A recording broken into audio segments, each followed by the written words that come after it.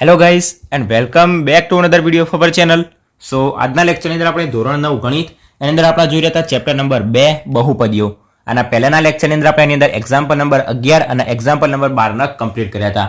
આજના લેક્ચરની અંદર આપણે નેક્સ્ટ એક્ઝામ્પલ જોઈશું, એક્ઝામ્પલ નંબર 13, ઉદાહરણ નંબર 13, કે જેની અંદર આપણને બે દાખલા પૂછેલા છે અને કીધું છે કે અવયવો પાડો. બરાબર. સો આ જે બે દાખલા રહ્યા એકદમ સિમ્પલ છે. તમે બેઝિક ઇન્ટ્રોડક્શન જોયું છે તો તમને સરળતાથી આવડી જશે. ના જોયું તો કંઈ ચિંતા નહીં, હું તમને સરળતાથી સમજાવી દઈશ, પણ વિડીયોની અંદર થોડુંક ધ્યાન રાખજો. તો વિડીયોમાં અંત સુધી બને રહેજો, તમને કમ્પ્લીટ બંને દાખલા આવડી જશે એ મારી ગેરંટી છે. સો વિડીયોમાં અંત સુધી બને રહેજો અને વિડીયોની અંદર થોડુંક ધ્યાન રાખજો.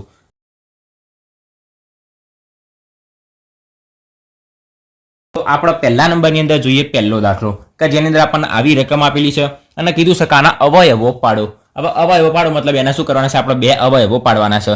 હવે આની અંદર આપણે શું કરવાનું? તો આપણે બેઝિક ઇન્ટ્રોડક્શનની અંદર એક વસ્તુ જોઈ હતી. આપણી પાસે કોઈ સંખ્યા હોય જેમ કે a પ્લસ b અને એનો આપણે સ્ક્વેર કરીએ તો આપણને શું મળે? તો કે પહેલા પદનો સ્ક્વેર પ્લસ બે ઘરના પહેલું પદ બીજું પદ મતલબ ab પ્લસ બીજા પદનો સ્ક્વેર. આ શું કહેવાય? આ જે પદ આપણને આપેલું રહ્યું એનું શું કહેવાય? વિસ્તરણ કહેવાય. તો તમે આ રકમ જોઈ શકતા છો. રકમની અંદર સેમ ટુ સેમ આપણને આવી જ વસ્તુ આપેલી છે. એ સ્ક્વેર તો સજ પણ એક સ્ક્વેરની સાથે કોઈ 49 ગુણાંકની અંદર છે.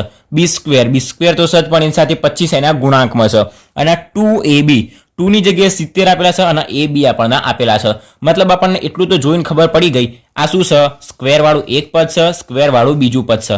જેમ અહીંયા ab હતું એમ અહીંયા 49 a સ્ક્વેર 25 b સ્ક્વેર એવું આપણને પદ અહીંયાથી આપેલું છે અને 2ab ની જગ્યાએ આપણને 70 ab આપેલું છે.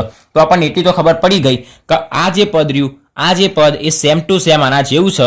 આ પદને આપણે આમ લખી શકાય, તો આ જે પદ રહ્યું એને પણ આપણે આના સ્વરૂપમાં લખી શકાય. કેવી રીતના હું તમને સમજાવું. અહીંયા આપણી પાસે a સ્ક્વેર હતું, a સ્ક્વેરનું વર્ગમૂળ કેટલું થાય? a સ્ક્વેરનું વર્ગમૂળ કેટલું થાય? તો કે a, તો કૌંસની અંદર આવ્યો a. b સ્ક્વેરનું વર્ગમૂળ થશે b, તો પ્લસ કરીશું b અને એનો આપણે શું કરી દઈશું? સ્ક્વેર કરી દઈશું. હવે સમજો, આવો દાખલો આપણે ઉલટો ચાલુ કરવાનું, નીચેથી ચાલુ કરવાનું. તો બરાબર કરીશું. પહેલા નંબરની અંદર 49 a સ્ક્વેરનું વર્ગમૂળ શું થશે? તો કે 7a. 49 નું વર્ગમૂળ 7, a સ્ક્વેરનું વર્ગમૂળ a, પછી વચ્ચે અહીંયા પ્લસ છે તો પ્લસ 25 b સ્ક્વેર, 25 નું વર્ગમૂળ થશે 5, b સ્ક્વેરનું વર્ગમૂળ થશે b અને આનો આપણે શું કરી દઈએ? Whole square. કમ્પ્લીટ. હવે ઉપરનું સ્ટેપ આપણે આના પરથી બનાવવાનું. તો શું કહેવાશે? પહેલા પદનો સ્ક્વેર પ્લસ બે ઘરના પહેલું પદ બીજું પદ પ્લસ બીજા પદનો સ્ક્વેર. એ પદ આપણે અહીંયા લખીશું. તો પહેલા પદનો સ્ક્વેર મતલબ 7a નો સ્ક્વેર પ્લસ બે ઘરના પહેલું પદ ગુણ્યા બીજું પદ, બે ઘરના પહેલું પદ 7a ગુણ્યા બીજું પદ 5b અને પ્લસ બીજા પદનો સ્ક્વેર મતલબ 5b નો સ્ક્વેર. તમે અહીંયાથી જોઈને જ ખબર પડી ગઈ કે આપણો દાખલો અહીંયા શું થઈ ગયો? પૂરો થવા આવી ગયો. આ શું કર્યું? આપણે પહેલા ઉલટું લખ્યું, એનું આપણે શું કર્યું? અહીંયા વિસ્તરણ કર્યું. તો વિસ્તરણ કર્યું તો પહેલા પદનો સ્ક્વેર પ્લસ બે ઘરના પહેલું પદ બીજું પદ પ્લસ બીજા પદનો સ્ક્વેર. તો 7 એનો સ્ક્વેર મતલબ સીધી 49 અને એનો સ્ક્વેર એટલે a સ્ક્વેર. 2 ગુણ્યા 7 7 14 5 70 કમ્પ્લીટ અને ગુણ્યા a ગુણ્યા b અને 5 નો સ્ક્વેર એટલે 25 કમ્પ્લીટ. આટલા સુધી. હવે આપણે આના અવયવો પાડવાના છે. તો આપણને શું આપ્યું છે? 7a પ્લસ 5b નો હોલ સ્ક્વેર. આપણને આપેલું હોય કે a પ્લસ b ગુણ્યા a પ્લસ b, તો આપણે શું લખી દઈએ? તો કે a પ્લસ b નો સ્ક્વેર. કારણ કે આધાર સરખો હોય તો ઘાતનો શું થાય? સરવાળો. 1 પ્લસ 1 એટલે શું થઈ જાય? 2 થઈ જાય. તો એવી રીતના શું લખી શકાય? 7a પ્લસ 5b અને બીજી વખત 7a પ્લસ 5b. કમ્પ્લીટ. આટલા સુધી. તો આપણો જે પહેલા નંબરનો દાખલો તો અહીંયા શું થઈ ગયો? ધનાધન કમ્પ્લીટ થઈ ગયો.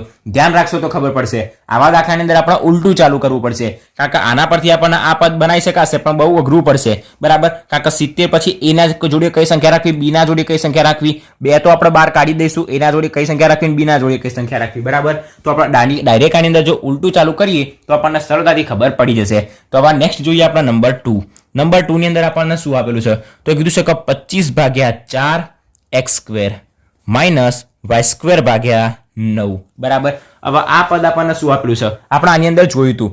એક વખત આપણે કીધું હતું કે a પ્લસ b અને a માઇનસ b. શું કીધું હતું? a પ્લસ b અને a માઇનસ b. જો a પ્લસ b અને a માઇનસ b હોય તો આપણે શું લખતા? a square minus b square.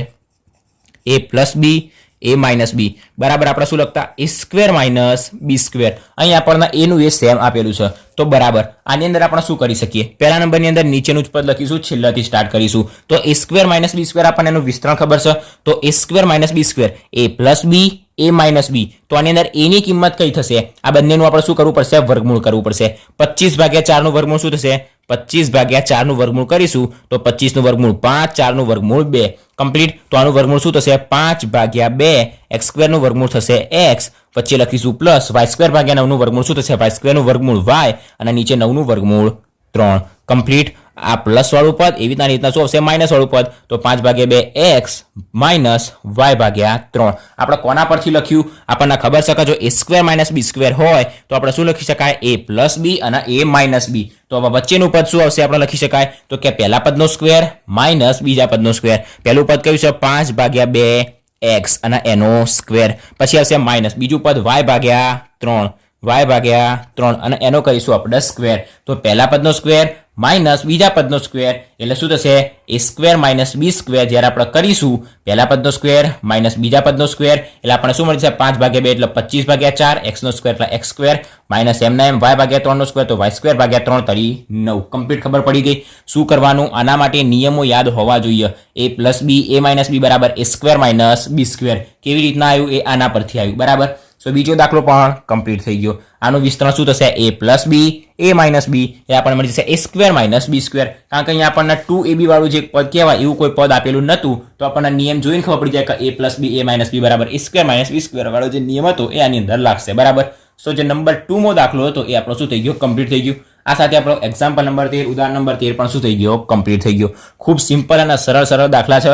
તમે બેઝિક ઇન્ટ્રોડક્શન મેં તમને પહેલા જ કીધું હતું કે બધા જ દાખલાની અંદર બેઝિક ઇન્ટ્રોડક્શનની જરૂર પડશે જ બરાબર. સો આજે બધા મોટા વિડીયો જોવો એના કરતાં પહેલાં બેઝિક ઇન્ટ્રોડક્શન જોઈ લેવાનું. એના સિવાય નેક્સ્ટ આપણે પછી તમારા દાખલાના વિડીયો જોવાના તો તમને સરળતાથી ખબર પડે.